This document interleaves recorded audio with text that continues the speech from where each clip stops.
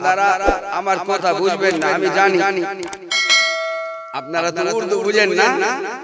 আর মাওলানা আমিনুদ্দিন সাহেব পরিষ্কার কলকাতার লোক, তো আমারও বাড়ি কলকাতা, কিন্তু আমি বাংলা বলতে জানি না। ইউপিতে শিক্ষা করলাম, ইউপি জন্ম হলো কলকাতা, আমার খানকা এখানে মালদা থেকে বিলং করি, মালদার শেখুল হাদিস এবং কাজী ইশারা। যাই হোক, আমি কোরআনে মুকদ্দাসের আয়াত যা তেলাওয়াত করেছি, মহান রব্বুল আলামিন বলেন কে আনা রাব্বুকুম ফা'বুদুন, আমি তোমাদের সকালে পরওয়ারদিগার পালনহার, তোমাদের রব। ফা'বুদুন তাফসীর মধ্যে লেখা আছে আই, তার মানে হলো ইয়ানি তোমরা আমারই শুধু ইবাদত করো। বলেন ইবাদতের যোগ্য হলো মাত্র এক মহান পরবর্তীকার। আমরা সবাই আল্লাহর বান্দা, কিন্তু আমাদেরকে আল্লাহর ওয়াফাদার বান্দা হতে হবে, গাদ্দার বান্দা হতে হবে না। সবাই বলবে, মাজিদুল বাবু বলবেন, ইমরান বাবু বলবেন, মাওলানা সাহেব বলবেন, কেউ আপনি এই কথা কেন বললেন? আমরা তো আল্লাহর ওয়াফাদার, আপনাকে প্রমাণ দিতে হবে। মাওলানা আমিনুদ্দিন সাহেব যদি কথা বলেন, তাহলে আপনি তাকে বলবেন যে আপনি প্রমাণ দেন, হাদিস নম্বর বলেন, হাদিসের যা ব্যাখ্যা করেছেন হাদিস নম্বর দিতে হবে। এই জন্য আপনাকেও প্রমাণ দিতে হবে যে আপনি আল্লাহ তাআলাকে ভালোবাসেন কি ভালোবাসেন না।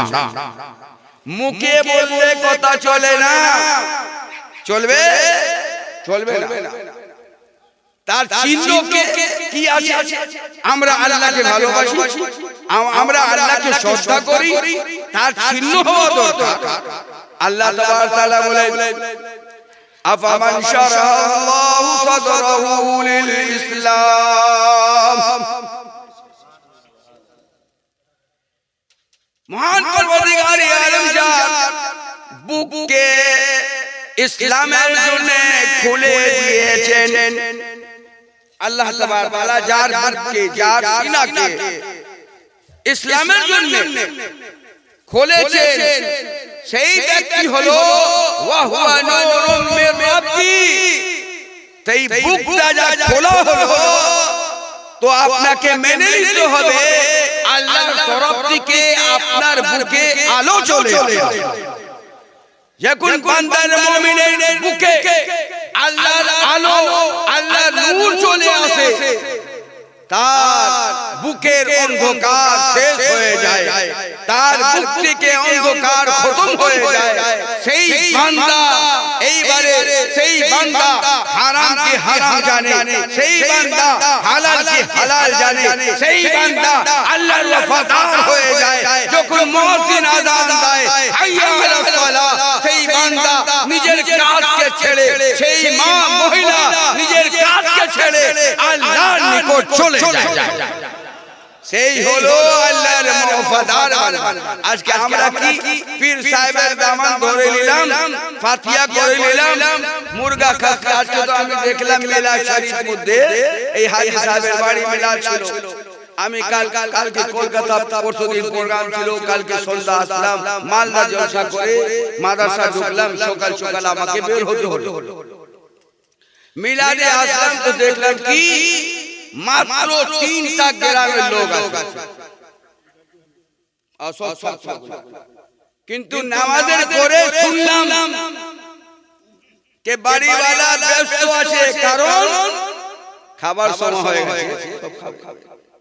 এই ইনসাফের কথা বলেন। আমরা দাবি করি, দাওয়া করি যে আমরা খুব আল্লাহকে ভালোবাসি, আমরা রাসূলুল্লাহকে ভালোবাসি। আমরা ভাবলাম কি আমরা পীরের হাতের হাত দিয়ে দিলাম, মিলাদ করে নিলাম, ফাতিহা করে নিলাম, আমাদের জন্য জান্নাত লেখা আছে।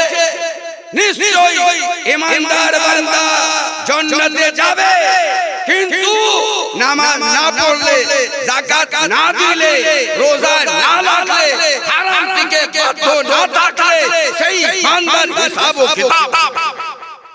কোরআন বললো ওয়ানাদাউল মাওয়াজিনাল কিসত লিয়াউমিল কিয়ামাহ, কিয়ামতের রোজ আমি ইনসাফের তরাজু নিয়ে আসব। ইনসাফের তরাজু বাংলাতে তরাজু বলা যায় না,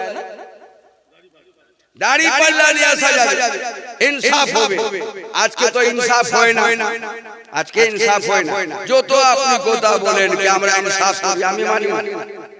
ইনসাফ কাকে বলা হয় হাদিস থেকে দেখে, বাদ 10-12 মিনিট আপনি টাইম দেবেন, কেউ উঠবেন, বুঝলেন, কেউ উঠবেন, আমি তাড়াতাড়ি কথা বলতে চাই। কোরআন বলল কি ইনসাফের দাঁড়া পাল্লা নিয়ে রাখা হবে, তারাজু রাখা হবে, সমস্ত লোকের আমাল ওজন করা হবে। রাসূলুল্লাহ সাল্লাল্লাহু আলাইহি ওয়াসাল্লাম বলতেছেন, এক ব্যক্তি আমার কাছে আসলো, বলল ইয়া রাসূলুল্লাহ সাল্লাল্লাহু আলাইহি ওয়াসাল্লাম, আমার একটা দাসী আছে, সেই দাসী আমাকে কোনদিন বুরা ভালা বলে আমাকে গাল দিয়ে দেয়। ইয়া রাসূলুল্লাহ সাল্লাল্লাহু আলাইহি ওয়াসাল্লাম, তার কোলে আমি তাকে পিটাই করি, আবার ওকে গাল দেই, আমিও গাল দেই।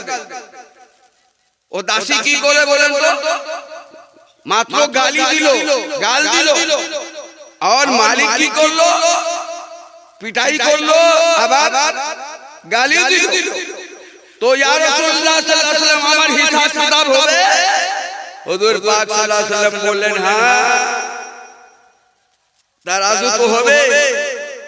তুমি যত গালি দিয়েছো, তুমি যত পিটাই লাগিয়েছো, তার পিটাই ওজনের পাল্লায় রাখা যাবে।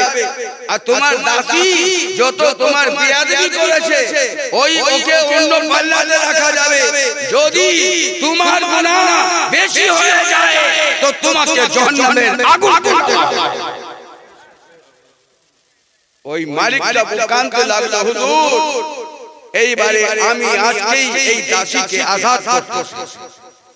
যদি আমরা এই হাদিসকে বুঝে লাই कि কিয়ামতের দিনে হিসাব হবে, আজকে কে কোন ঘরে যদি কোন প্রেমিকার সঙ্গে সাক্ষাৎ করার জন্য ঢুকে যায়, তো গ্রামের লোক কি করে? আপনার এলাকা হয়ে গেল, অন্য অন্য এলাকায় আমার কাছে কেস আছে না, আমি তো ফয়সালা করি, জাস্টিস হয়ে ফয়সালা করি মালদা ইসলামিক কোর্টে।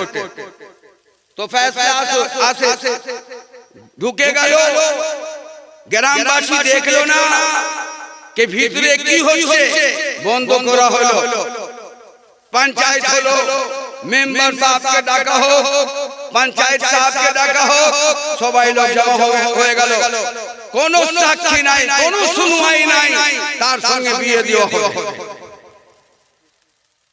তো আমাদেরকে ভয় আছে कि মিজান রাখা যাবে, হিসাব কিতাব হবে।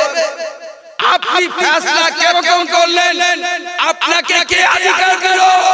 আপনি গ্রামে মেম্বার হতে পারেন, আপনি গ্রামে প্রেসিডেন্ট হতে পারেন, সেক্রেটারি হতে পারেন, আপনি আপনাকে ইসলাম ক্ষমতা দিয়েছে না। কাজী শরীয়ত হয়েছে, কাজী ফয়সালা করবে, কাজী না হলে বড় আলেম ফয়সালা করবে। ফয়সালা হবে তো ইসলামে আলো ফয়সালা হবে, শরীয়তের আলো দিয়ে।